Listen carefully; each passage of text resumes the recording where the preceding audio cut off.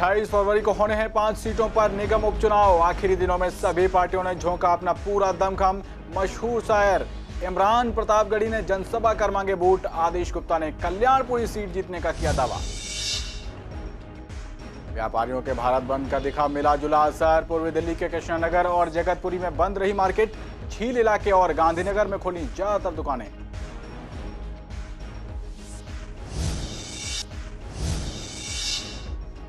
कृष्णानगर में फावड़े से काटकर युवक की बेरहमी से हत्या। अज्ञात बदमाशों ने वारदात को दिया अंजाम। पुलिस को रंजिश के चलते हत्या की आशंका।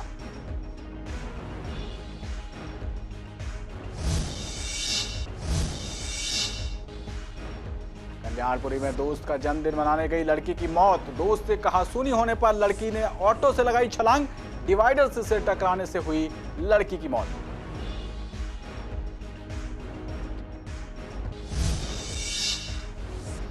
और सीसीएन से बातचीत में बोले पूर्वी दिल्ली नगर निगम के mayor Nirmal Jain. Parking charge का बकाया जमा नहीं करने वालों पर होगा एक्शन।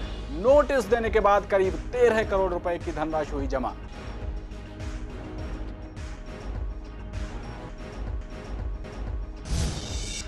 नमस्कार, आप देख रहे हैं पूर्वी दिल्ली खास और मैं हूं आपके साथ पवन पांडे। बड़ी खबर के साथ बुलेटिन की शुरुआत करते हैं। दिल्ली नगर निगम उपचुनाव में वोटिंग को बस 2 दिन बचे हैं। ऐसे में सभी पार्टियां अपने पूरे दमखम के साथ उपचुनाव में जीत का प्रयास कर रही हैं। यहाँ एक तरफ आम आदमी पार्टी के उम्मीदवारों के लिए खुद मुख्यमंत्री अरविंद केजरीवाल रैलियां करते नजर आए। वहीं मशहूर शायर और लोकसभा में कांग्रेस के प्रत्याशी रहे इमरान प्रतापगढ़ी ने सीलमपुर चौहान बांगर में कांग्रेस के प्रत्याशी चौधरी जुबैर के लिए जनसभा की। इस दौरान इमरान प्रतापगढ़ी ने अरविंद केजरीवाल पर जमकर निशाना साधा और तीखे बोल बोले। दिल्ली के मुख्यमंत्री की सीलमपुर में हुई रैली का जिक्र करते हुए इमरान प्रतापगढ़ी ने अपने शायराना अंदाज में उन पर तंज भी कसे। इसी के साथ आज चौहान बांगर में कांग्रेस के प्रत्याशी जुबैर चौधरी ने बाइक रैली निकाली। इसी के साथ निगम की सत्ता पर काबिज बीजेपी भी अपनी पूरी ताकत झोंक रही है। बीजेपी के दिल्ली प्रदेश अध्यक्ष आदेश गुप्ता ने बीजेपी के कल्याणपुरी के उम्मीदवार सियाराम कनौजिया के क्षेत्र में रैली की। इस दौरान आदेश गुप्ता ने कहा कि ये सीट इस बार बीजेपी जीतेगी। इलेक्शन यहां आके बार बार समझाया गया कि नाली का और सड़क का इलेक्शन है। नहीं, ये इलेक्शन नाली और सड़क का इलेक्शन नहीं है। अगर नाली और सड़क का इलेक्शन होता तो दसियों मंत्री, सारे विधायक, उप मुख्यमंत्री, चुप मुख्यमंत्री, सारे लोग आपकी गलियों में थोड़ी फिर रहे होते। नहीं, ये इलेक्शन सिर्फ सड़क और नाली का इलेक्शन नहीं है। ये इलेक्शन उस एहतजाज का इलेक्शन है। ये इलेक्शन उस बगावत का इलेक्शन है जब आपको बताना है कि अगर तुम हमारे वोट की रत्ती भर अहमियत नहीं समझते तो हम तुम्हें ठुकरा देंगे, हम इनकार कर देंगे तुम्हें वोट देने से। हाँ, मैं यहाँ खड़ा होकर कह रहा हूँ कि इस एक सीट से दिल्ली की सरकार बनेगी और बिगड़ेगी नहीं। लेकिन ये भी सच है कि अगर आपने चौधरी जुबैर को जिता दिया तो इंशाअल्लाह दिल्ली की हुकूमत औकात में जरूर आ जाएगी। 1 साल पहले गुंडे आए थे, वो भी बाहर के थे, और आज अरविंद केजरीवाल भी बाहर के लोग लेकर आया था। लोकल एक आदमी नहीं था उसके साथ, था क्या? ये पहले भी इसी के आदमी थे, आज भी इसी के आदमी हैं। इसे जवाब देना अरविंद केजरीवाल को, और हमारे पास जवाब सिर्फ बटन की ताकत है और कोई नहीं है। अमित शाह ने कहा था कि इतना बटन दबाओ, इतना दबाओ कि शाहीन बाग को करंट लगे।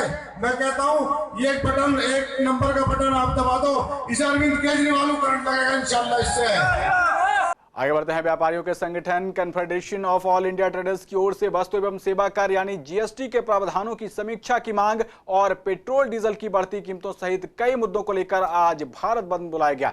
देश के कई व्यापारी संगठन ट्रांसपोर्टर्स ने इस बंद का ऐलान किया था। वहीं पूर्वी दिल्ली के तमाम बाजारों का जायजा लिया सीसीएन संवाददाता वंदना कश्यप और कुणाल शर्मा ने। इस दौरान बंद का मिला जुला असर देखने को मिला। आप तस्वीरों में देख सकते हैं कि पूर्वी दिल्ली के कृष्णनगर और जगतपुरी में मार्केट बंद रहे। वहीं झील इलाके में बंद का असर नहीं दिखा।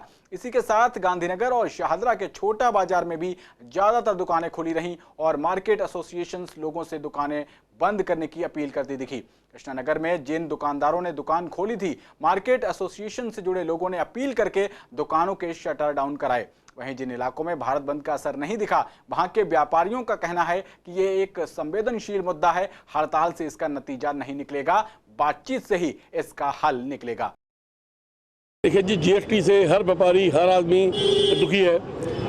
कहते हैं कि किसी को कोई कत्ल कर देता है, कोई गुनाह कर देता है तो उसको कोई मौका मिलता है सजा देने से पहले। जीएसटी कानून में ऐसा कोई प्रावधान नहीं है कि आपने एक गलती कर दी आप सीधे जेल में हैं। तो ऐसा कानून, काला कानून, मतलब क्या है ये? मतलब देश को क्या किस राह पर ले जा रहे चाहते हैं हमारी ये जितनी भी सरकार है। हम टैक्स देते हैं, कोई चोरी नहीं करते, जो चोर है सरकार उनको पकड़ती नहीं है, जो व्यापारी सही काम करता है उसको सरकार परेशान करती है। दिन पर दिन नए प्रावधान लाए जाते हैं। आज सीए अकाउंटेंट लॉगिन नहीं करेंगे, वहाँ टैक्स नहीं जाएगा तो नेचुरल लगी बाजार बंद है, दुकानें बंद हैं, हम सेल नहीं करेंगे, ग्राहक आएंगे, ताले बंद में वापस जाएंगे तो नेचुरल अच्छा हो जाएगा। इतना राजस्व रोज प्राप्त होता है, नहीं होगा एक दिन में, फर्क तो पड़ेगा इस चीज़ का। यही हम चाहते हैं सरकार को दिखाना। हम सरकार के अगेंस्ट नहीं है, हर चीज़ मानते हैं, मगर ये फिलहाल एक दिन के लिए करें। अगर आगे हमारा नहीं सुना तो अनिश्चित काल भी कर सकते हैं। व्यापारी की आवाज़ एक है, व्यापारी एकता जिंदाबाद। 4 साल में 900 अमेंडमेंट आ गया है। एक बड़ा हैरानगी होती है कि दुकानदार जो है इन अमेंडमेंट्स को देखेगा, इनको जेल जाने से रुकेगा या अपना दुकानदारी करेगा, क्या करेगा क्या नहीं करेगा। तो ये एक दुकानदार इस वक्त बहुत परेशान है। हम ऐसा नहीं है कि गवर्नमेंट के अगेंस्ट हैं, लेकिन इस चीज़ के लिए हम अपना विरोध प्रकट करना चाहते हैं और इसके लिए हम अगेंस्ट करना चाहते हैं। दिल्ली गवर्नमेंट है, क्या वो और बाकी काम छोड़ के ये कर रहे हैं? और अमेंडमेंट नहीं होते हैं, इसके लिए 900 अमेंडमेंट 4 साल में आ जाएँ, एक बड़ा ताज्जुब है।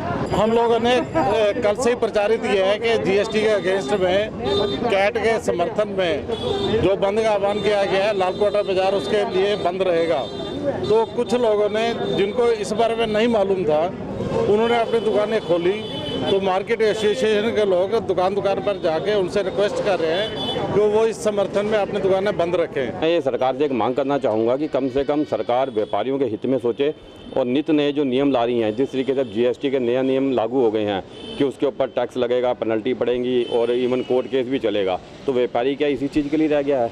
क्योंकि अगर आप देखिए, सामने वाला अगर पार्टी कोई रिटर्न जमा नहीं कराती तो उसमें यानी कि अगर मैं ही हूँ, अगर मैं रिटर्न जमा नहीं करा तो सामने वाले का क्या कसूर है उसमें?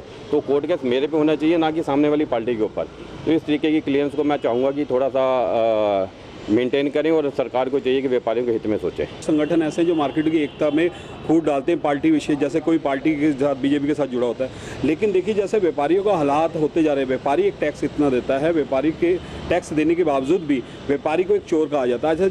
जैसे जीएसटी की बात आई है, जीएसटी की जैसे बात आ रही है, आज जीएसटी जो भरते हैं, जो गवर्नमेंट को टैक्स जैसे सरकारें चलती हैं, उसको टैक्स देने के बावजूद भी वो एक हिसाब से मुलजिम बना हुआ है। सरकारों को समझना चाहिए। आज जो ये निर्णय लिया गया था पीछे की 26 फरवरी को, जीएसटी के जो 3 कठोर कानून सरकार द्वारा लगाए गए हैं, उसके विरोध में पूरा भारत बंद का आह्वान किया गया था। पर हमारी दिल्ली मर्केंटाइल की मीटिंग के तत्वाधान में तय किया गया है कि केवल बाजार बंद करने से ही समस्या का हल नहीं होगा।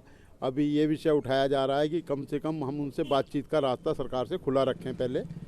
और अभी ये कहना है कि जो तीनों कानून हैं वो अभी राष्ट्रपति जी की स्टैंप उस पर नहीं लगी है, जब तक हम उनसे मुलाकात करके इस कानून को रद्द करने की मांग करेंगे। ये अपनी अपनी एसोसिएशन का निर्णय है जी। हमारे तो दिल्ली मर्केंटाइल की तरफ से ये था कि केवल बाजार बंद करने से अभी फ़िलहाल समस्या नहीं है, हल है, बातचीत के जरिए भी हल किया जा सकता है इसको। तीनों कानूनों को रद्द करने की मांग करेंगे जब तक राष्ट्रपति जी की मोहर नहीं। कृष्ण नगर बंद है, रोहतास नगर बंद है, दिल्ली की कुछ मार्केटें बंद हैं। हमने ये मार्केट बंद रखने का फैसला करा ही नहीं था, इसमें किसी व्यापारी से कोई सम्मति ली नहीं गई। ऐसा इसलिए किया गया कि मोदी सरकार आराम से कोई बात सुनती नहीं। हमने सर्राफा एसोसिएशन में, मैं ज्वेलर्स हूँ, हमने 3 साल पहले एक्साइज के विरोध में 1.5 महीने तक भारत बंद में अपनी दुकानें बंद रखी थी, लेकिन कोई हल नहीं निकला था। अभी किसान आंदोलन चल रहा है, 90 दिन से चल रहा है, सरकार उनकी कोई बात नहीं सुन रही। तो इसलिए दुकानें बंद करने का कोई औचित्य नहीं है। व्यापारियों में आक्रोश है, जीएसटी में पहले ही बहुत जटिलताएं हैं, अब ये और जटिलता डाल दी गई है, जबकि सरकार कह रही है कि हम जीएसटी को सरल करेंगे।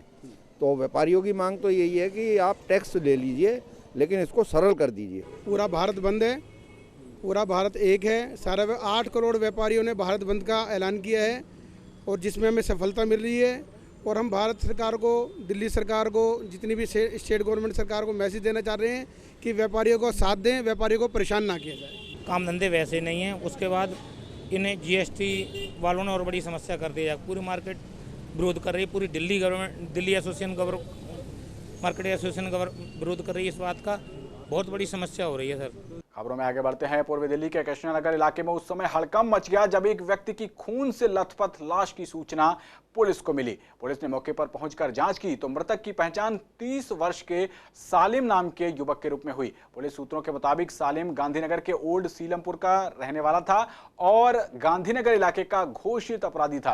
पुलिस को मौके से एक फावड़ा भी बरामद हुआ है जिस पर खून लगा हुआ था। वहीं लाश पर फावड़े के कई निशान भी पाए गए। पुलिस को आशंका है कि सालिम की हत्या रंजिश के चलते की गई। फिलहाल पुलिस ने हत्या का मामला दर्ज कर लिया है और घटना की जांच में जुट गई है। पूर्वी दिल्ली के कल्याणपुर इलाके के एक घर में उस वक्त सनसनी फैल गई जब उनकी 20 साल की बेटी पिंकी की मौत की खबर आई। बताया जा रहा है कि पिंकी घर से बिना बताए अपने एक दोस्त के घर जन्मदिन पर गई थी। जब पिंकी जन्मदिन मनाने पहुंची तो वहां उसकी कहासुनी अपने दोस्त से हो गई। दोनों में काफी लड़ाई हुई और फिर पिंकी अपने दोस्त के साथ ऑटो रिक्शा में अपने घर वापस आ रही थी। ऑटो रिक्शा के अंदर भी दोनों में कहासुनी होती रही। मिली जानकारी के मुताबिक हाथापाई की नौबत आने पर पिंकी ने चलते ऑटो रिक्शा से छलांग लगा दी। ऑटो की स्पीड काफी तेज थी जिससे पिंकी का सर डिवाइडर पर जा टकराया और वहीं उसकी मौत हो गई।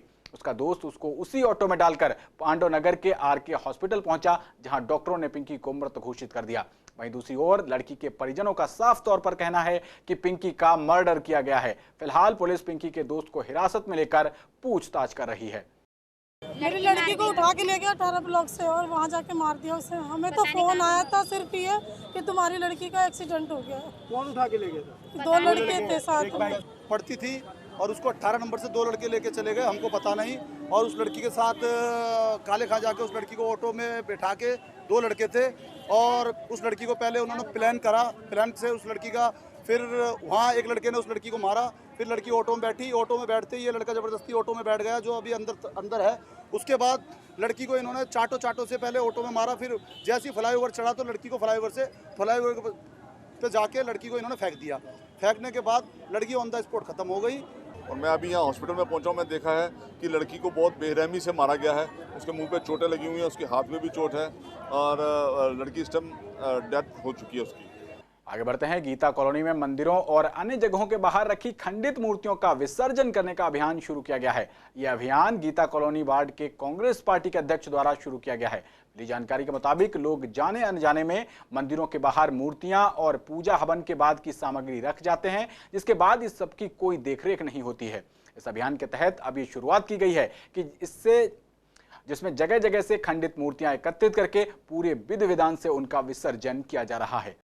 जगह जगह जहाँ से हमें फ़ोन आता है और पूरी इलाके में हमारी गाड़ी घूमती रहती है। ये कहीं भी हमें पूजा का सामान, फोटो या चुनियाँ या माला या खंडित स्वरूप मिलते हैं, हम उन्हें एकत्र करके अपनी एक जगह इकट्ठे करते हैं। उसके बाद एक दिन इकट्ठा करके उनकी पूजा करके विधिवत तरीके से जमुना के किनारे एक जल कुंड बना के उसके अंदर समाहित करते हैं और उसमें जल डाल के और उसके ऊपर मिट्टी का वो करते हैं, पूजा विधि विधान से करते हैं। इसमें हमें लोगों ने बड़ा अप्रिशिएट किया है। जहाँ भी हम जाते हैं गीता कॉलोनी के लोग बड़े खुश हैं इस बात से। और एक तरह से हमें मैसेज भी देना चाहते हैं कि इन खंडित स्वरूपों को आप जमुना किनारे ला जाकर रखें ना, उन्हें समाहित पूरी तरह से करें। जमुना के किनारे भी रखने से कहीं ना कहीं हमारी जमुना नदी का भी प्रदूषण फैलता है और जमुना नदी को भी हमने साफ रखना है। आप जमुना के किनारे जाइए, बहुत सारा आपको इतना मटेरियल मिलेगा, सामान मिलेगा कि आप देख के दंग रह जाएंगे कि ये क्या हो रहा है। तो जमुना के पास या नालियों के पास या जहाँ दिल चाहे आदमी आके अपना मूर्तियाँ पूजा का सामान रख जाते हैं। और यही नहीं कि आज हम इन्हें देख रहे हैं मूर्तियाँ यहाँ रखते हुए, हमने कोरोना टाइम में भी देखा, बहुत सेवा की इन्होंने गली गली मोहल्ले में जाकर।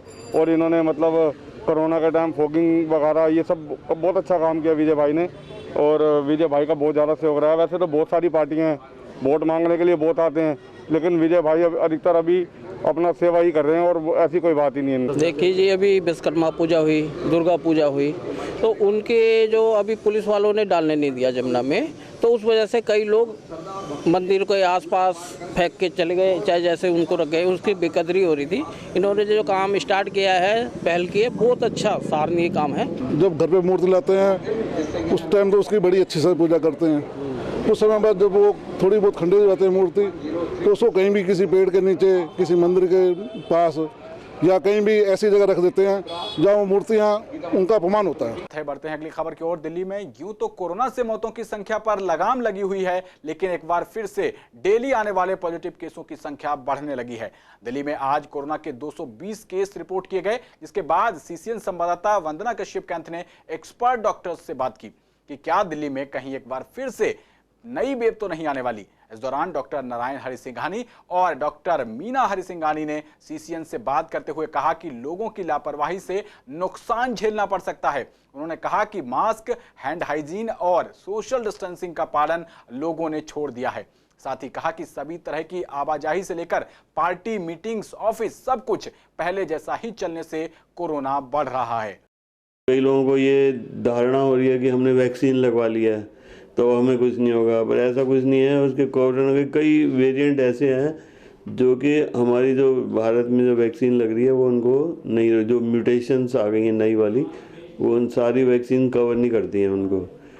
तो ये थोड़ा सोच का विषय है और बड़ा गंभीर विषय है कि जब सेकंड अटैक होता है वो बहुत तेज़ी से होता है और सारी दुनिया में ये हुआ है, जो सेकंड में हुआ है उसमें बहुत ज़्यादा मोर्टेलिटी भी हो रही है और बहुत ज़्यादा केस आते हैं। तो साउथ अफ्रीका आप देख ही रहे हो और यूएसए में तो अभी थम ही नहीं रहा, वहाँ तो लाखों केस आ रहे हैं रोज़।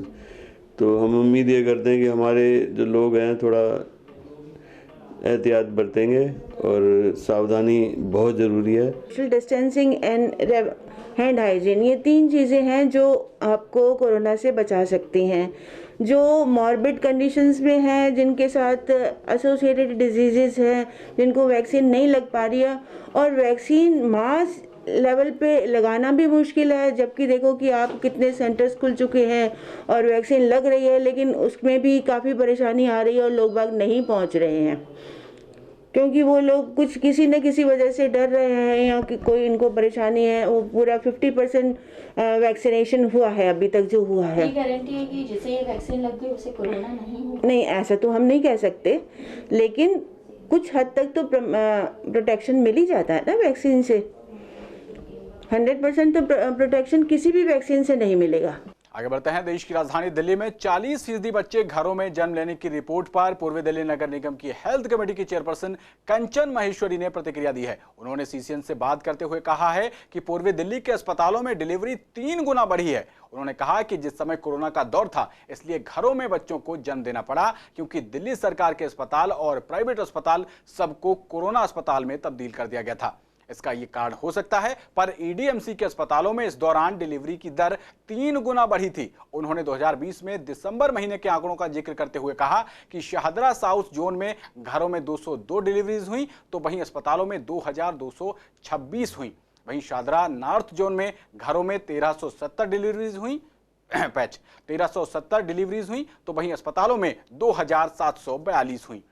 देखिए, वजह तो बहुत सारी होती हैं, सिर्फ एक जने पे डाल देना कि एमसीडी के हॉस्पिटलों में कम हो रहा है, ऐसा नहीं है। हमारी जन्म की जो दर है वो हर जगह बढ़ी है। आपको याद होगा कि स्वामी दयानंद में मात्र 20 बच्चे एक दिन में हुआ करते थे, जहाँ पे 50 से 60 डिलीवरियाँ हुई। तो हमारे हिसाब से तो ये आंकड़ा बड़ा है। और जो जीटीबी था वो कोविड होने की वजह से बंद हो गया था। कोविड की वजह से माताओं को बहुत परेशानी हो रही थी, वो कहाँ जाएं।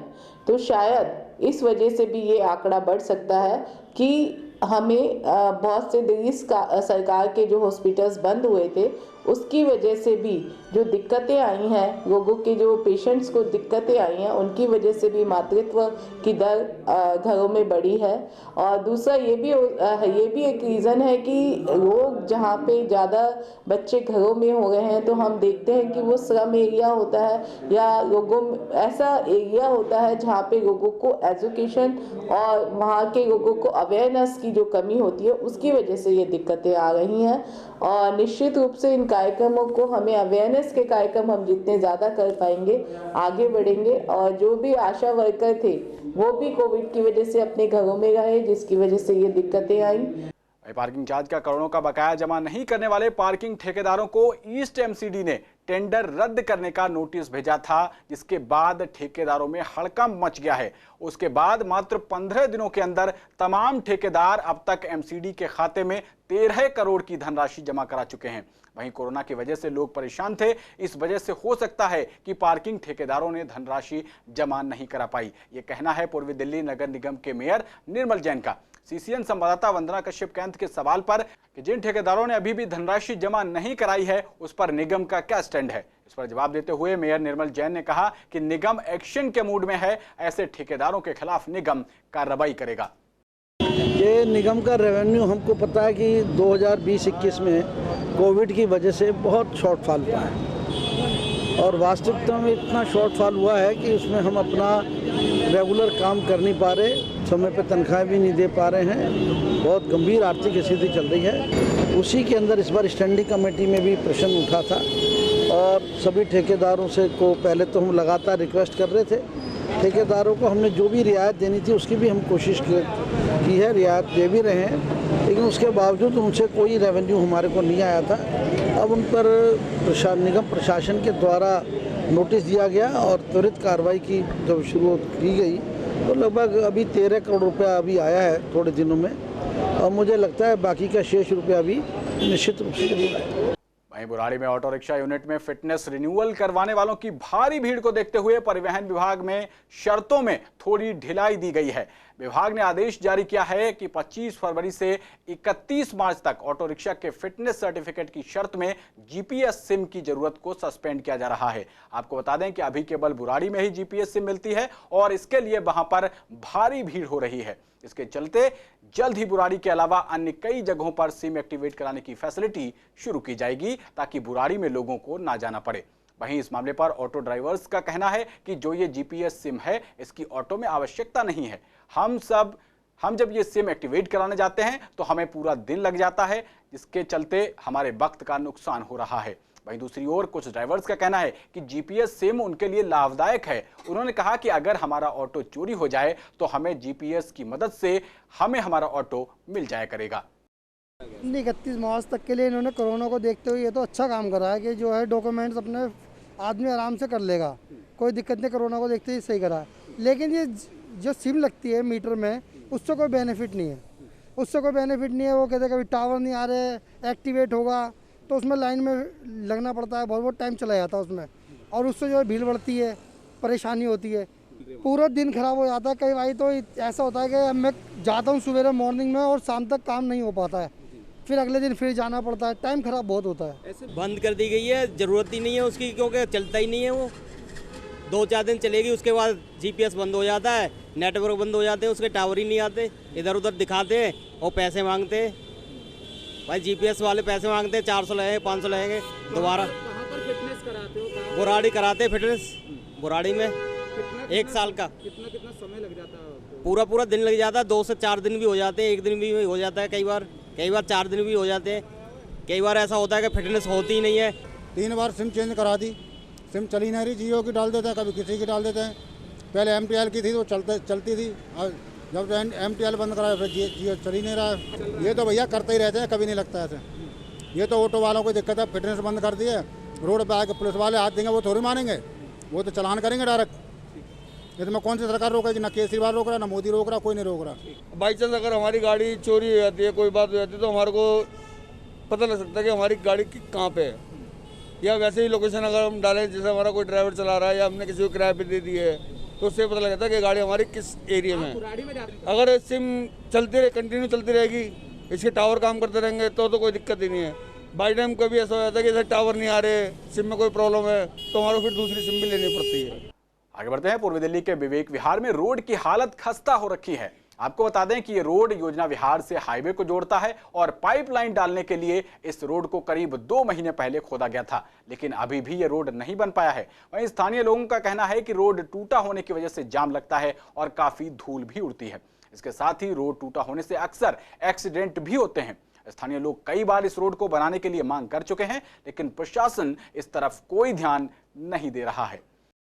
ये 15-20 दिन से टूटा हुआ है और पब्लिक पैदल चलते हैं, साइकिल वाले, रिक्शे वाले, धूल मिट्टी सब उड़ते हैं, गाड़ी वगैरह सब जाती है। इस पर कोई निर्णय नहीं लिया गया है और जो इसमें पाइपलाइन लगा के वो किया गया है। योजना बिहार है, आप देख सकते हैं, इधर विवेक विहार है और उधर रामप्रस्थ है। मेन हाईवे को जोड़ता है रोड? हाँ जी, जोड़ता है, वो सामने हाईवे ही है। गाड़ी चलाने में धूल उड़ती है, कंकड़ होते हैं, आँख में जाते हैं और कोई गाड़ी निकलती है तो साइड में करने के लिए भी जगह नहीं रह जाती है और एक्सीडेंट भी हो जाते हैं। जैसे हमें चौक पे मोड़ना होता है तो जो गाड़ी सामने से आ रही होती है तो वो बीच में रोक लेते हैं और ओवर्स करने के लिए गाड़ी हमें आगे ले जाने के लिए साइड नहीं मिलती। जब बीच में खुदा हुआ है तो गाड़ी कहाँ से निकालें। ये रोड 1 महीना हो गया टूटे हुए, यहाँ पे आने जाने में बहुत दिक्कत होती है। ट्रैफिक लग जाता है शाम के टाइम पे, एक्सीडेंट भी होने की बहुत शंका होती है यहाँ पे। तो इस बुलेटिन में मेरे साथ इतना ही। बाकी खबरों के लिए देखते रहिए CCN। नमस्कार।